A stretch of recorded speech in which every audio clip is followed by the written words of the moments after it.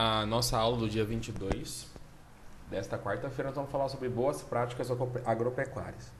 São situações que nós temos visto ao longo do decorrer aí das atividades agropecuárias, que são situações que vêm para incorporar e, de certa maneira, melhorar o desempenho da qualidade das atividades que nós temos feito ao longo do tempo, ao longo dos anos. Essa aula nós vamos dar continuidade na aula que vem, falando um pouquinho sobre práticas de agricultura e também práticas de pecuária. Hoje eu vou gravar para vocês 2 vídeos. O primeiro eu vou falar um pouquinho sobre valores ligados à sustentabilidade, e através desses valores ligados à sustentabilidade é que nós vamos ver a incorporação dessas boas práticas agropecuárias.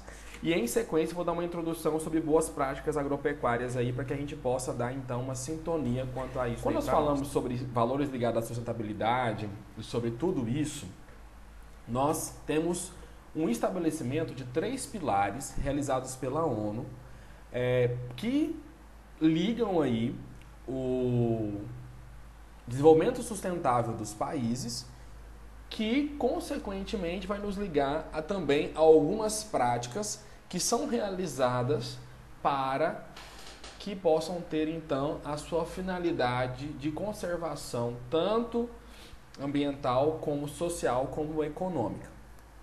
Então, um dos primeiros pilares que eles fazem são o pilar social.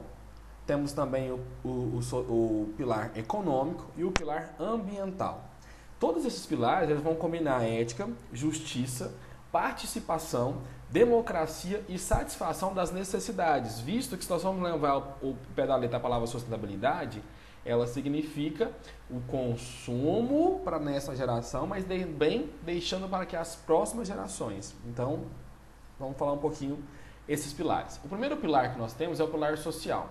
Esse pilar é o capital humano de um empreendimento, comunidade, sociedade, meio rural e meio urbano. Ou seja, o pilar social são as pessoas. Sou eu e você que trabalhamos na cidade ou trabalhamos no campo, mas que independentemente nós temos que estar ligado a um processo de sustentabilidade e um processo também de realizar boas práticas que visem, de certa forma, a sustentabilidade. Prega-se a igual social, ou seja, todos são iguais, embasado no respeito cultural, isso daí sem levar em consideração religião, a cor, a etnia e tudo o resto. Político, respeitando aí, né, quem não vota no mesmo candidato que a gente.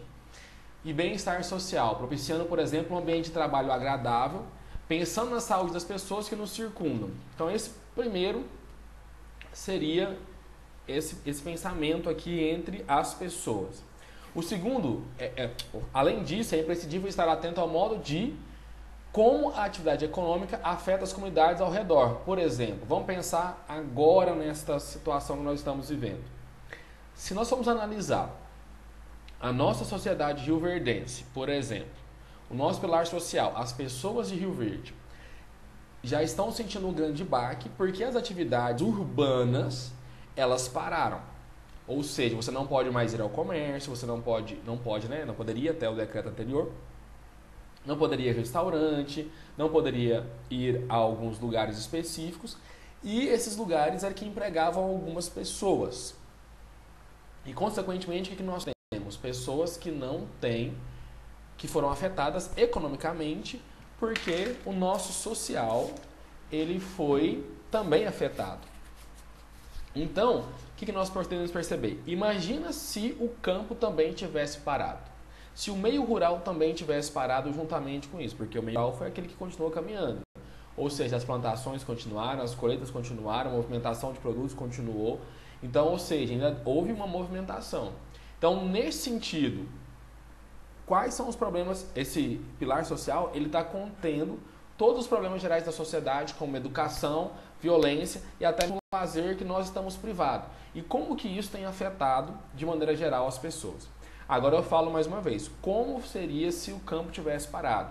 Se os ovos que são produzidos não estivessem chegando, se a carne que é produzida não estivesse chegando, se o arroz, se o feijão, se outros itens, né, que nós utilizamos na nossa alimentação base, que deve chegar aos mercados e aos centros consumidores, não estivessem chegando. Se o campo também tivesse parado, como que seria este processo? Seria ainda pior. O segundo pilar, que é levado pela ONU, refere-se ao pilar ambiental, que é um capital natural em curto, médio e longo prazo, pensando em processos de sustentabilidade. E nesse aspecto nós devemos pensar nas formas de amenizar esses possíveis impactos e compensar o que não é possível atenuar, que não é possível reduzir. Ou seja, tem situações que nós não vamos conseguir. Por exemplo, o crescente avanço das atividades das cidades para ambientes que antes eram matas, ou avanço da agricultura para algumas áreas, ou avanço da pecuária para algumas áreas. Algumas coisas nós temos que ver como proceder. Então, respeitar os sistemas ecológicos, propondo sistemas produtivos menos impactantes, ou seja, nesses menos impactantes nós vamos entrar dentro da onde?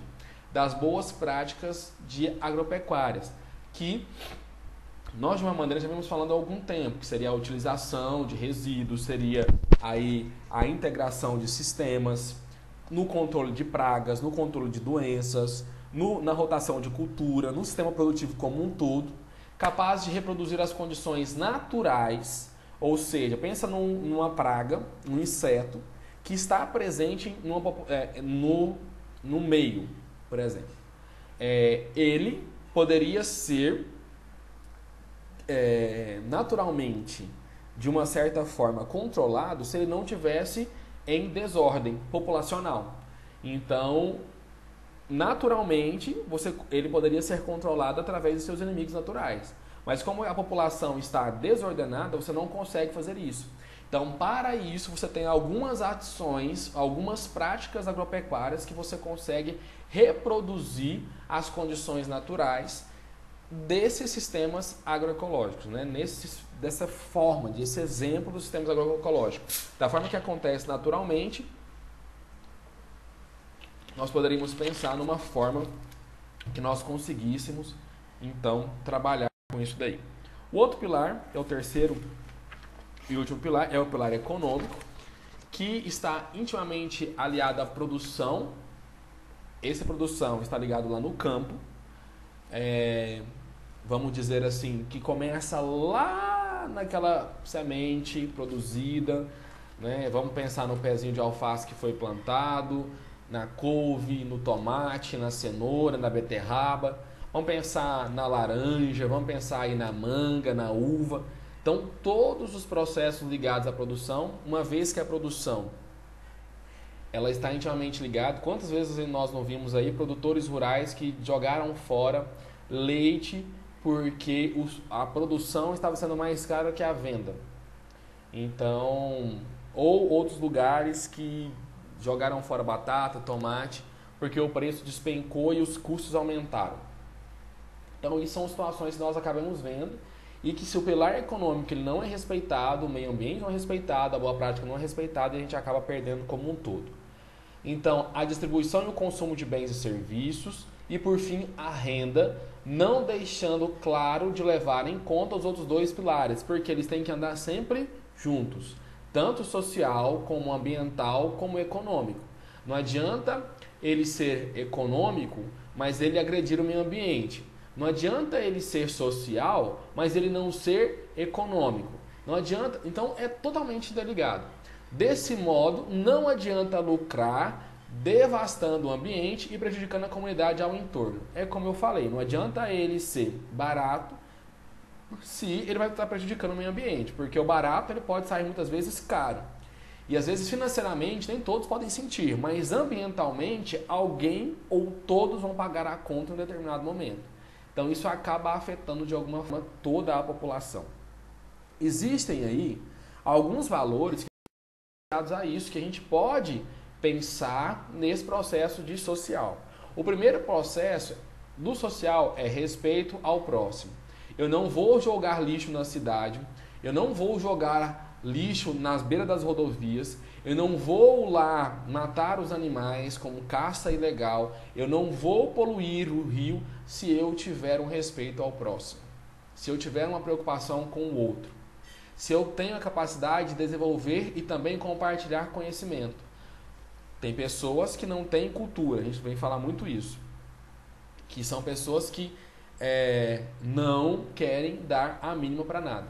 Mas tem pessoas que unicamente são faltas de informações que precisam de ser compartilhadas conosco. Olha, essa prática que você está realizando ao longo desses anos está destruindo o seu solo. É necessário que você faça um processo de correção e pare essa atividade que você está realizando para que possa então fazer isso. E essa pessoa, às vezes, ela nunca sentou numa sala de aula como eu e você tivemos a oportunidade, estamos tendo a oportunidade agora, através desse vídeo, de saber sobre isso. Então, eu que sei, tenho a necessidade de, então, ajudar uma pessoa que às vezes não sabe. Abraçar e viver os direitos humanos, envolver-se com a sociedade, a cidadania, o voluntariado. Não é coronavírus. Temos também a parte ambiental, que seria o consumo consciente. Imagina se cada um de nós fosse consumir e produzir mais lixo do que a gente já produz. Imagina se nós fôssemos consumir mais plástico, mais papel, mais outros meios que às vezes são por puro desperdício, sendo que nós não precisaríamos. Então é necessário que a gente tenha um consumo mais consciente. Pensando nesse lado também, é necessário que a gente tenha também um consumo mais consciente naquilo que nós produzimos. Uma redução no uso de fertilizantes, uma redução no uso de agrotóxicos, uma redução nos impactos que são causados por nós, a fim de reduzirmos o impacto na mudança climática que tem acontecido. Respeitando e optando sempre pela biodiversidade, né? Como conseguimos aí fazer controles biológicos, utilizar tecnologias com a bio, né? A vida, para poder, de certa forma, melhorar solo, melhorar água, preservar a água, gerenciar os resíduos produzidos, principalmente aqueles resíduos que são poluentes. É uma necessidade nossa de fazermos isso. Racionalização dos meios de transporte. E isso também inclui o campo, porque no campo nós temos transporte de insumos. Então nós temos que criar também uma logística de transporte de produtos, sejam produtos químicos, ou seja, o produto produção mesmo, soja, milho, sorgo, algodão, cana-de-açúcar, tudo aquilo que nós formos fazer de maneira. E a outra forma também de nós fazermos esse controle econômico, esse valor, é o econômico. Consumir produtos e serviços produzidos localmente. Falamos um pouco sobre isso na sala de aula, que foi, quando nós vamos à feira, nós compramos produtos daquele que realmente produz ou nós compramos produtos daquele que vai lá e compra no Ceasa? Então, quem que nós estamos ajudando? Quem que nós estamos fazendo? Por exemplo, nessa época agora de coronavírus, as lojas da nossa cidade estão fechadas, tá? Estavam fechadas e vão se abrir. Nós podíamos muito bem pensar em comprar um tênis pela internet. Às vezes é o mesmo preço que está aqui, às vezes até um pouquinho mais caro aqui do que na internet. Mas por que não, neste exato momento, poder privilegiar aquele nosso colega de cidade que trabalha e precisa, às vezes, de uma ajuda? Administrar finanças pessoais não impactando negativamente os outros. Primeiro, quer dizer isso, pague as suas contas. Segundo, checar a origem dos produtos e serviços consumidos e como os valores econômicos são distribuídos nessa cadeia. Ou seja, você sabe quanto que custa para produzir-se um quilo de carne? Sabe quanto de água que gasta para produzir 1 quilo de carne?